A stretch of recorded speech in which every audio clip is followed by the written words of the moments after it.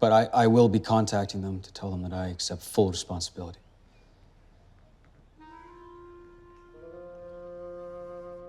But Tom told me of a plan that he had to recoup the money that was taken from the other towns.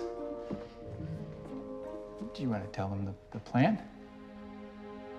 No, you go ahead. You sure? Yeah. Okay. It's a fundraiser. The plan was a fundraiser. We're gonna have a fundraiser. Our very own choir festival. And we're gonna invite other choirs from other towns to come to Hope Valley. This is a great idea.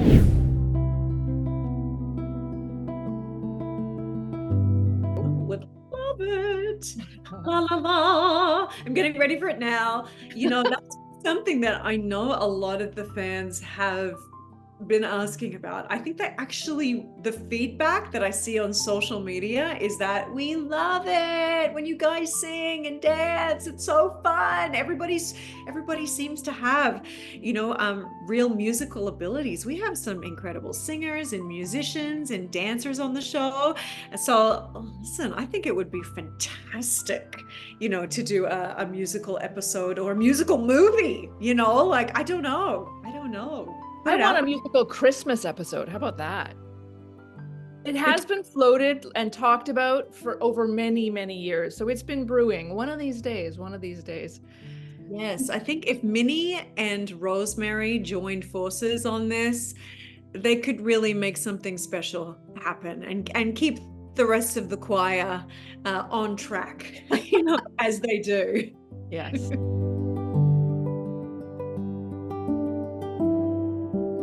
I think that in true Hope Valley form, when a problem comes up, we don't tend to sit in the problem. We don't tend to kind of go, oh, boo, you know, for too long. We find a solution. Yeah.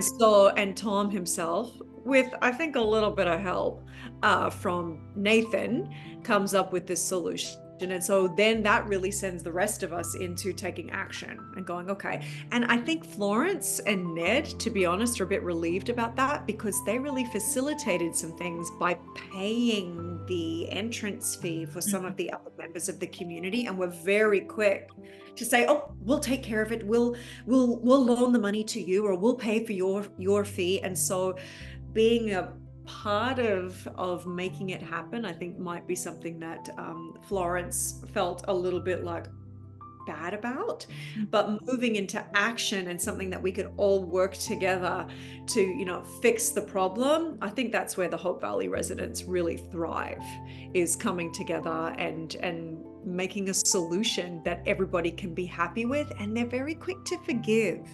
You know, like when somebody makes a mistake in Hope Valley, we really choose to see the best in that person. We do. And we choose to go, well, they fell, they tripped.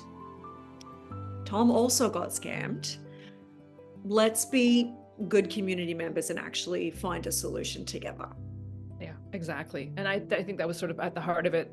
We realized that we'd all been scammed, and, you know, and Tom was, you know, kind of trying to make something of himself. And yeah, I think, you know, everybody had a moment of, you know, kind of disgruntlement and disappointment and shock. And then, as Loretta says, that's what we default to. We default to problem solving. And I think you have to remember, like, this is, you know, I know we all have kind of, you know, lovely clothes. Thank you, Barbara Gregasova. But you have to remember, this is, you know, frontier life. It's like, you know, life's messy, stuff happens. It's, you know, it's not like things don't get fixed in the same way. We have to fix them, right? The community, you know, I mean, sure, there's these, you know, forces of, you know, RCMP members and who can help, but it's, you know, I think it's important to remember this isn't modern day. We mostly have to fix our own problems. And so, you know, for example, some of my family grew up on the, you know, the Canadian prairies, and were wheat farmers, and they really had that attitude of neighborliness. So if something went south, they didn't wait for someone to come fix it. They just rallied the troops and fixed it themselves, you know, whether it was a bad crop or a, you know, a sick family member or whatever it was. So I just think I think that's really embodied in this show. And it's something actually I think is really beautiful, and one of the many reasons I think people are attracted to the show, because I think in this modern life we've lost a little bit of that sense of community. A lot of us don't know our neighbors. You live in apartment buildings, you sort of might smile at someone in the hall, but that's kind of the extent of it. So I think that idea of actually being embedded in a community that has your back is meaningful. Yeah. Well, who knows, given how much the Hardys love us singing, I mean, I think seeds have been planted. Yes. Don't know. Well, for season 11, maybe the choir is going into quiet rehearsal mode. I'm not sure, but who knows what will come up. I mean, it's been announced that we're doing a season 12, which is so unbelievably exciting, I think, for everybody who is a part of the show, and the Hearties are part of this show. You really are a part of this Hope Valley community. So who knows what season 12 will bring for our choir performances. You know, maybe we've got the showbiz bug, and we're going to be ready to come up with some new numbers. Hopefully, that would be very exciting. Right? Maybe they'll lean into that and just really, you know, maybe make a recurring aspect of the show. How great would that be? Fantastic.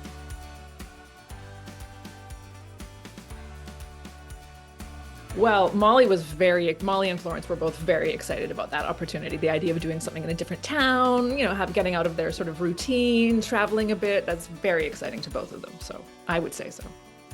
Yes, for Florence, absolutely. I think that she's a very practical character and is like, okay, let's fix it.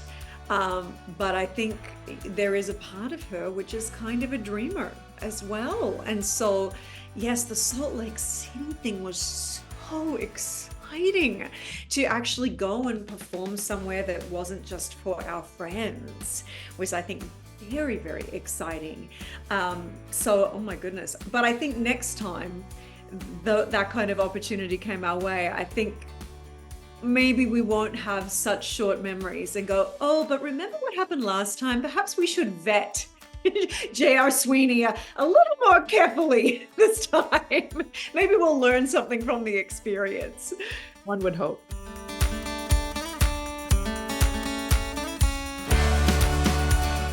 Absolutely. Absolutely. And that was such a lovely way to tie that in. I thought that was quite masterful on the part of the writers to you know, make his redemption story tied in with the choir and have that sort of be their healing moment together. That was really beautiful.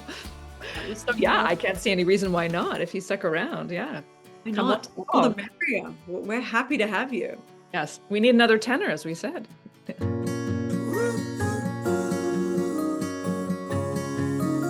One of the things that immediately attracted me to When Calls the Heart when I had the opportunity to audition for it was the power of female friendships and the sisterhood between these women who really support each other deeply. You know, we don't tend to see any kind of negative cattiness or competition between the women in Hope Valley. And that's something that I actually really love about the show, is that the women totally let each other shine, and also are absolutely there if they fall and they need support or they need connection or they need help. We're right there for each other, unquestionably. And it's such a joy for me because I met Johannah on When Calls the Heart, and to play friends and then to become friends and to have spent so much time together, over a decade together.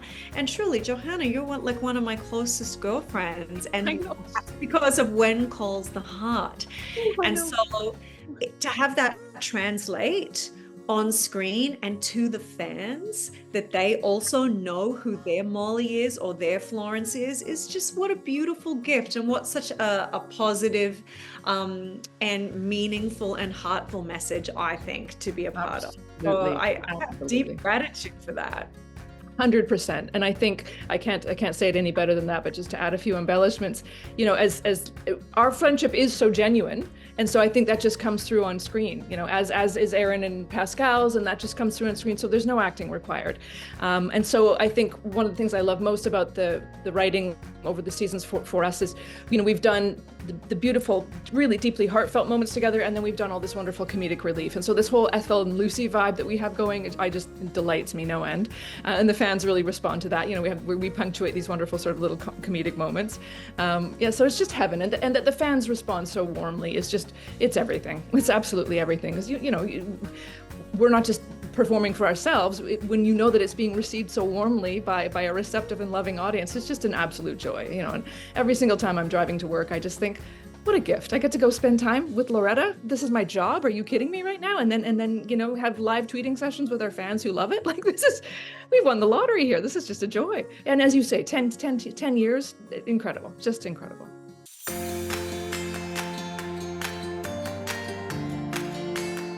Juicy. Juicy, real juicy. Buckle in. Yeah, buckle in, buckle up. Yep. There's going to be surprises coming your way all the way to the end of this season.